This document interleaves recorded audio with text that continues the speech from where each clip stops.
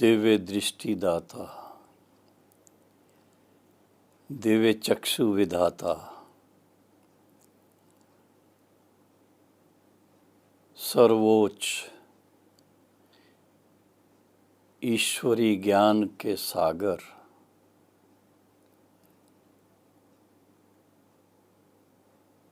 और सर्वशक्तिवान,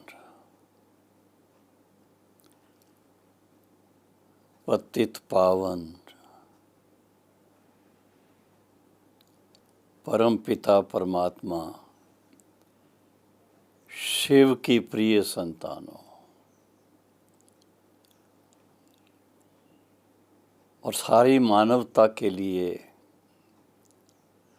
अलौकिक जीवन का उदाहरण मूर्त परम पिता परमात्मा शिव की श्रीमत पर चलने से जिन्होंने अपनी जीवन को धन्य धन्य बनाया, ऐसे अलौकिक पिताश्री ब्रह्मा बाबा के नैनों के नूरे रत्नों, देश विदेश में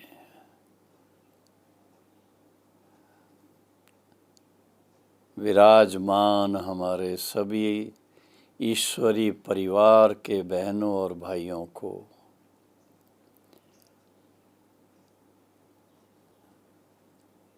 इन दिनों जो गणपति जी के दिन चल रहे हैं,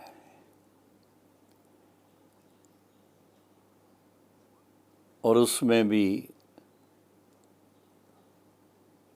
भादरवी पूर्णिमा उसका समय है जब अम्बा माता के दर्शनों के लिए हजारों भाई बहनें अम्बा जी अबू रोड के पास में है, 25 किलोमीटर दूर, उसके दर्शनों के लिए आते हैं।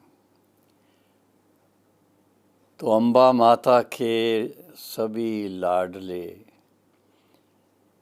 बाप दादा के सभी नूरे रत्नों, प्रिय बहनों और भाइयों,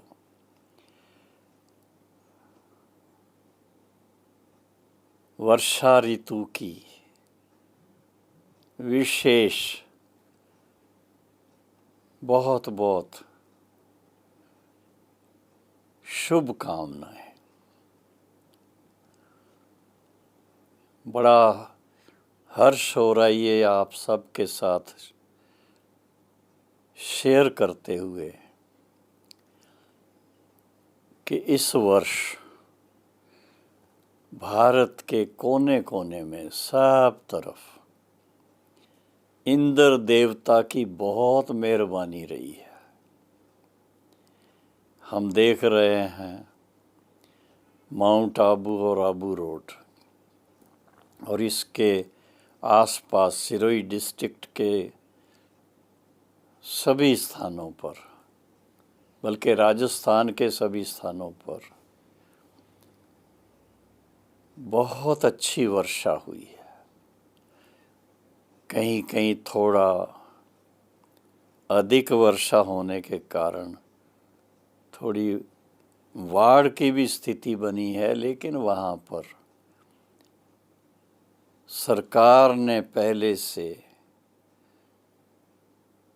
इंतज़ाम किए हुए हैं कि अगर किसी जगह पर पानी ज़्यादा भर जाता है तो वहाँ से सिटीजन्स को सेफ जगह पर ले जाने का प्रबंध और उनके रहने का, उनका भोजन का सब प्रबंध किया हुआ है। लेकिन ये आप सोचिए, जब आपको ये समाचार मिले, खासकर प्रजापिता ब्रह्मा कुमारी ईश्वरी विश्वविद्यालय के जो भी निमित्त टीचर्स हैं, बहनें हैं, भाई, और उसके साथ में मधुबन में आने जाने वाले अनेकानेक अलौकिक परिवार हैं,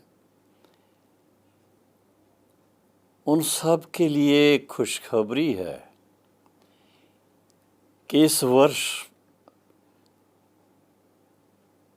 इंद्र देवता की मेहरबानी से बहुत बारिश अच्छी हो रही है और माउंट आबू में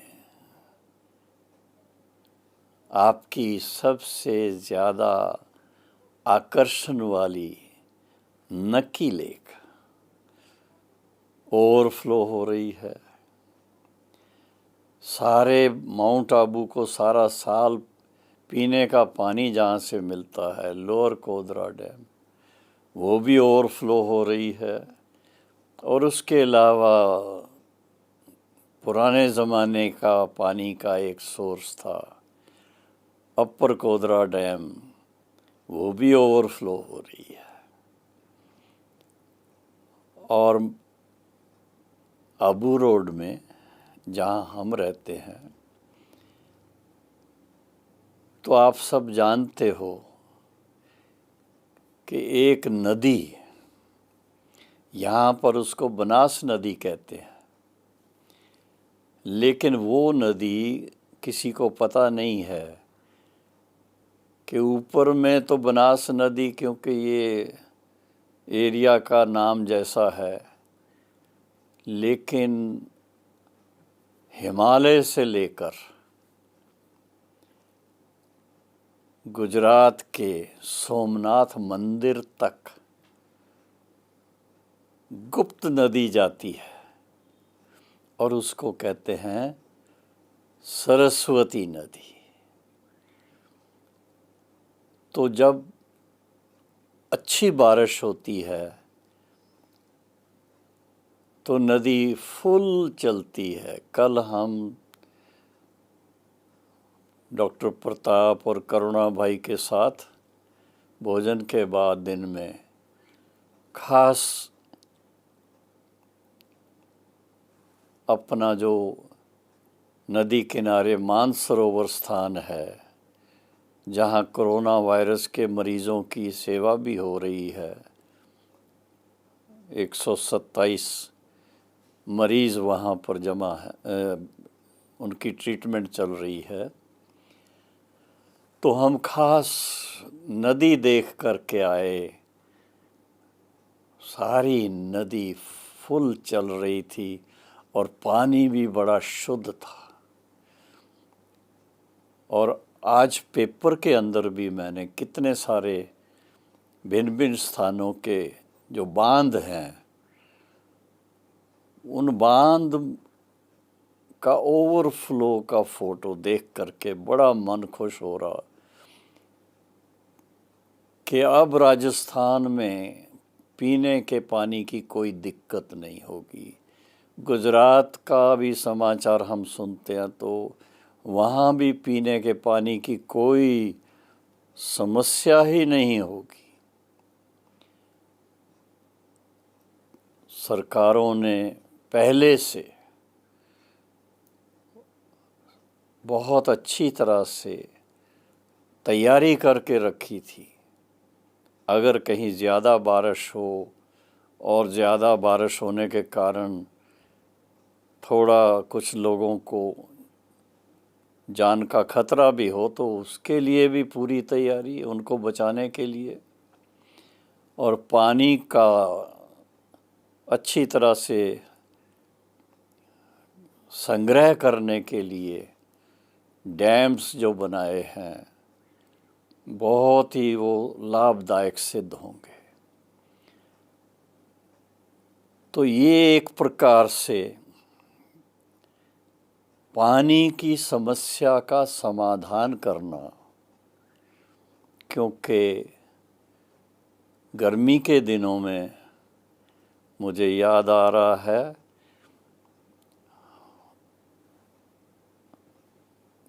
गर्मी के दिनों में, मई जून में, बल्कि अप्रैल से लेकर के अप्रैल मई जून पानी की दिक्कत कहीं कहीं होने लगती है। तो उस समय सबका दिमाग चलता है कि हम कुछ करें। तो पौधे लगाए जाते हैं, अधिक से अधिक पौधे लगाने का सारे भारत में अच्छा अभियान चलता रहता है। और इसके साथ साथ जल का संग्रह कैसे किया जाए उसके लिए भी तैयारियां करते रहते हैं। और इसके साथ में देखा गया कि जब अच्छी बारिश होती है और नदी एंड टू एंड फुल चलती है तो उसको देखने से लगता है वाह, न सिर्फ हमारे जो कुएं हैं या ट्यूबवेल है वो सिर्फ उसमें पानी का स्तर बहुत ऊंचा आ जाएगा, बल्कि ये जो पानी जा रहा है इससे बहुत सारी जो बड़ी बड़ी डैम्स बनी हुई हैं, गुजरात की तरफ भी बनी हुई है और भी जगह बनी हुई है, तो सभी डैम्स फुल हो जाएंगी। और कहीं कहीं तो हमारे जैसे राजस्थान के एक हिस्से में खास बिजली का उत्पादन होता है और वहाँ पर पानी की बड़ी ज़रूरत रहती है। तो वहाँ भी पानी खूब सारा, जितनी आवश्यकता उससे अधिक, बहुत अधिक पानी आ गया है, बल्कि उसको थोड़ा गेट खोल करके कम करना पड़ रहा है। तो ऐसे जब हम देखते हैं, इसी तरह से सरकार की तरफ से वर्तमान समय जो सारे देश तो क्या सारे विश्व के सामने एक बहुत बड़ी चुनौती है, कोरोना वायरस, उसको कैसे टैकल करें, दवाई उसकी क्या यूज़ हो, उसके टीके क्या बने, उसके ऊपर पूरा प्राइम मिनिस्टर से लेकर के सबका ध्यान उस पे है। तो ये समाधान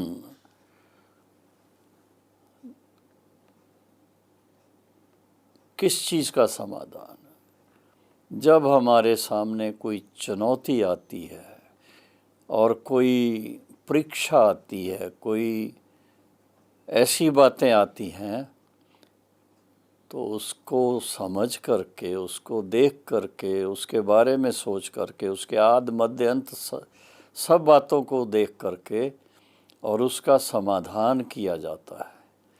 और समाधान भी ऐसा होना चाहिए जो सदाकाल के लिए हो सके तो सबसे अच्छा, नहीं तो बहुत काल तक।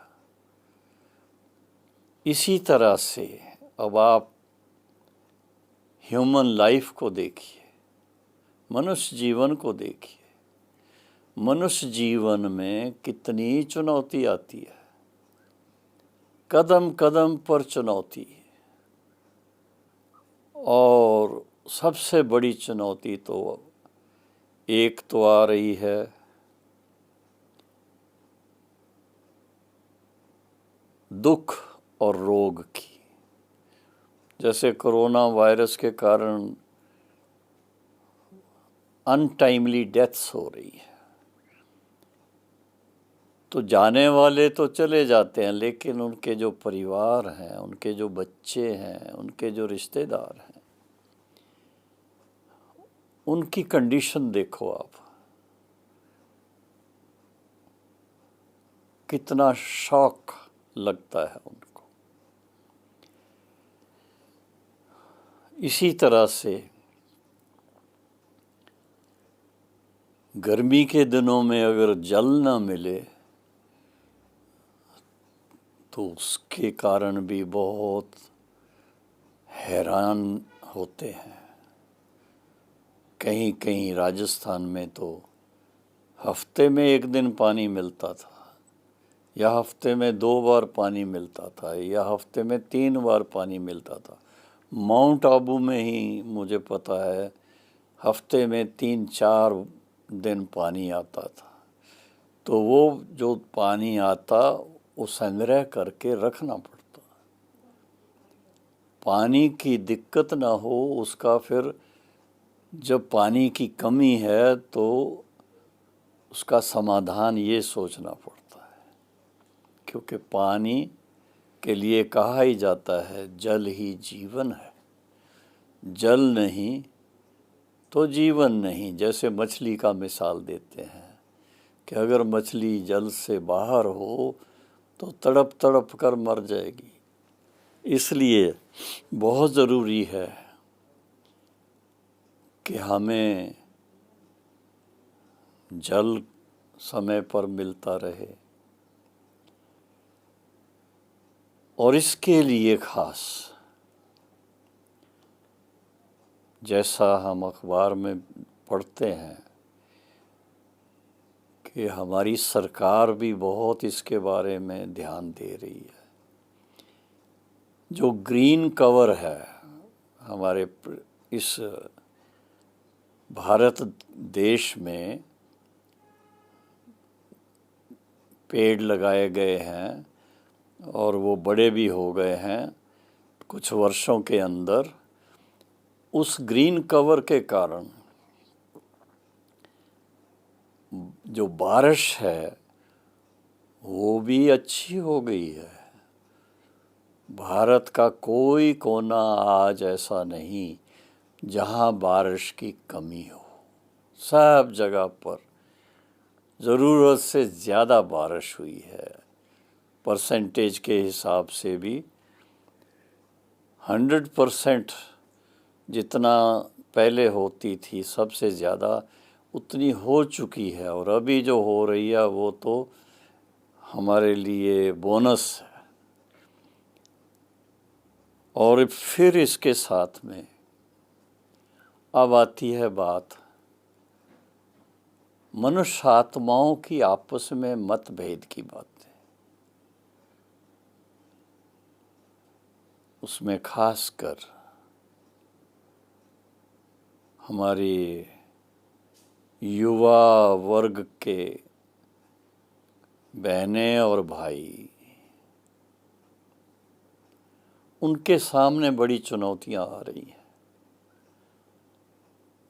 कोरोना वायरस के कारण स्कूल बंद, कॉलेज बंद, यूनिवर्सिटी बंद, ऑनलाइन पढ़ो, ये करो वो करो, बहुत कुछ है।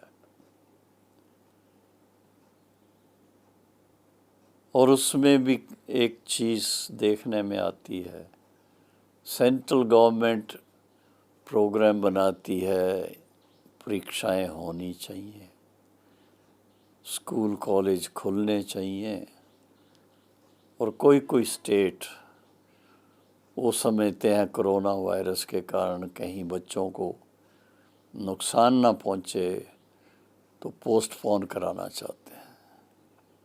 खैर, उसमें ज़्यादा ना टाइम दे करके सबसे बड़ी चुनौती तो पर्सनल लाइफ की है कि हम ऐसे टाइम पर क्या कर सकते हैं। तो हमें भी अपनी सोच को बदलना पड़ता है, अपने दृष्टिकोण को बदलना पड़ता है, और अपने एटीट्यूड को चेंज करना पड़ता है, ताकि जैसा समय उसके अनुसार हम अपने आप को एडजस्ट कर सकें। और बाबा ने शुरू से लेकर के, दादी जी ने, प्रकाशमणि दादी ने, बाबा ने और दादियों ने, बाप और भाइयों ने, जब से ये ओम मंडली शुरू हुई तो जो भी इसमें बाबा के बच्चे शुरू से लेकर के आए, उनको हर प्रकार की चुनौती का सामना करने के लिए तैयार किया गया। सबसे पहली चुनौती तो लौकिक परिवार की तरफ से आती है। तो बाबा ने हद से बेहद में सबको ला दिया कि आप सब ईश्वरी परिवार के सदस्य हो। ये मेरी बेटी है, ये मेरा बेटा है, ये मेरी पत्नी है, ये मेरा पति है, ये मेरा भाई है, ये मेरी भाभी है। इन सब से ऊपर ये बहुत बड़ी बात है, एक ऐसी सामाजिक समस्या का हल आध्यात्मिक दृष्टिकोण से कैसे चेंज होता है।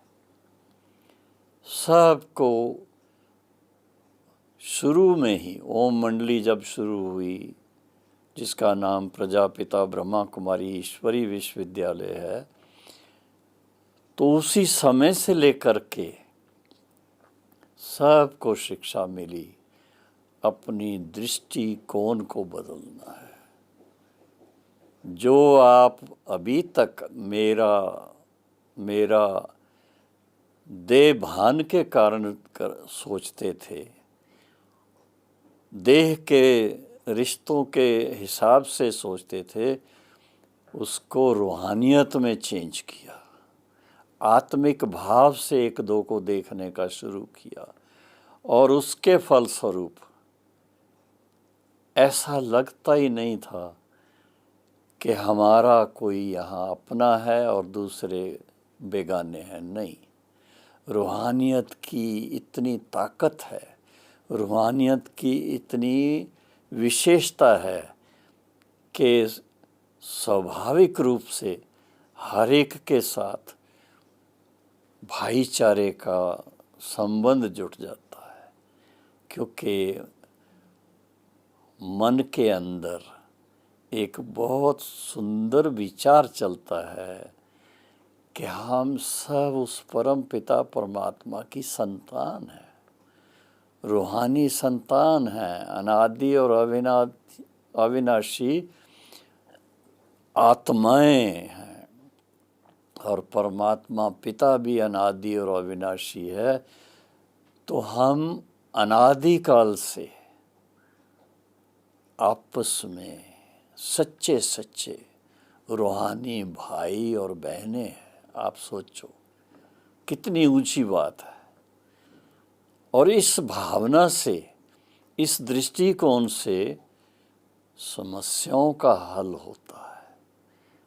कई प्रकार की समस्याएं, कई लड़ाई झगड़े जो आपस में होते हैं वो सब समाप्त हो जाते हैं। प्रॉपर्टी के लिए इतनी खींचातान चलती है, वो ख़त्म हो जाते हैं। ऐसा प्यार से, तो इसको बाबा ने हम बच्चों को बोला कि तुम प्रेम स्वरूप बनो, प्रेम के अवतार बनो, और उसके साथ में कुछ और भी सुंदर बातें सिखाई। समाधान के लिए हर बात का समाधान। अगर बहुत ऐसा टाइम आ जाता है, जैसे अभी कोरोना वायरस के टाइम पर लोगों को घरों में रहना पड़ गया, ऑफिस नहीं जा सकते थे, नौकरियां चली गईं, और क्या नहीं हुआ, तो बाबा ने इतना सुंदर ढंग से इस यज्ञ के अंदर हम बच्चों को सिखाया, न बहुत ऊंचा और ना बहुत गरीबी वाली बात, बीच में रहो। चाहे पहनने की बात है, खाने पीने की बात है, किसी भी बात के लिए बीच का रास्ता ढूंढो।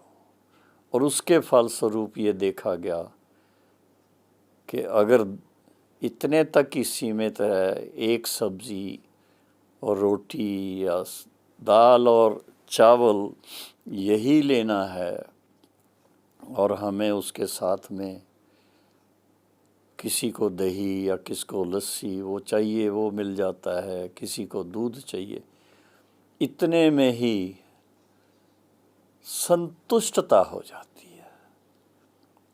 यज्ञ की रस्में, यज्ञ की कार्य प्रणाली, यज्ञ की जो भी बातें हैं, इतनी सुंदर ढंग से साकार बाबा के दिनों से, मातेश्वरी सरस्वती जी के दिनों से, बड़ी दादियों के दिनों से ऐसे ढंग से इनको सेट किया हुआ है। अगर इसके अनुसार हम आप सभी सिंसियरली, बड़े प्यार से स्वीकार करके और अपनी जीवन को सहज राजयोगी जीवन बना के चलते हैं, तो ये हम सदा ही अति इंद्रिय सुख का अनुभव कर सकते हैं। समाधान, हर बात का समाधान हो जाता है। जैसा समय वैसा अपने आप को एडजस्ट करना सीखना। पावर ऑफ एडजस्टमेंट, उसकी बहुत आवश्यकता है इस वक्त। और जितना हम अपने आप को एडजस्ट करके चल सकते हैं, आप देखेंगे सबसे बड़ा समाधान वो होगा। तो प्रिय बहनों और भाइयों, मैं तो यही कहूँगा, वो शब्द याद आते हैं अमेरिका के एक प्रेसिडेंट की स्पीच के, कि ये ना कहो कि मुझे अमेरिका ने क्या दिया है, बल्कि ये सोचो कि मैंने अमेरिका को महान बनाने में क्या योगदान दिया है। इसी तरह से हम सब भारतवासी भाई बहनों को भी सोचना चाहिए। ये अगर सोचते रहेंगे सरकार ने हमें क्या दिया है, स्टेट गवर्नमेंट ने हमें क्या दिया है, तो फिर तो लेवता ही रहेंगे आप। ईश्वरीय ज्ञान का लक्ष्य क्या है? मनुष्य को देवता बनाना, देवता देने वाले। तो ये सोचना है कि हमें भारत को फिर से सोने की चिड़िया बनाना है, भारत को फिर से देवभूमि बनाना है, भारत को फिर से धन धान्य संपन्न बनाना है। और मुझे बड़ी खुशी है इस बात की कि हमारे प्रधानमंत्री जी इस समय इस बात के ऊपर जोर दे रहे हैं, make in India, make in India, इसके ऊपर जोर दे रहे हैं। जो अभी तक हम लोग पेन लेना है तो सोचते थे ये अमेरिका से आना चाहिए, मेड इन यूएस से, और कोई चीज़ लेनी है तो सोचते थे मेड इन ग्रेट ब्रिटेन लिखा हुआ होना चाहिए, किसी और चीज़ को, कोई गाड़ी लेनी है तो मेड इन जर्मनी की बात सोचते थे। और फिर बाद में कई गैजेट्स कहें, गाड़ियां कहें, मेड इन जापान वो आने लगी, कोरिया। लेकिन आज हमें इस बात की खुशी है कि हमारे भारतवासी भाई बहनें, खासकर हमारे प्रधानमंत्री और उनके साथ में गवर्नमेंट के अंदर जो भी निमित्त हैं, सभी के मन में एक बात आ गई है कि भारत को अपने पांव पर खड़ा होना ज़रूरी है। भारत को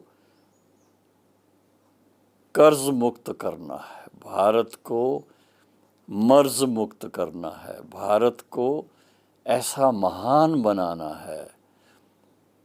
ऐसी भावनाओं को लेकर के जब जन जन के अंदर ये भावना हो जाती है, सभी के मन में ये आती है, और उसमें भी खास जब रूहानियत को अपना बेस बना करके, रूहानियत की फाउंडेशन पर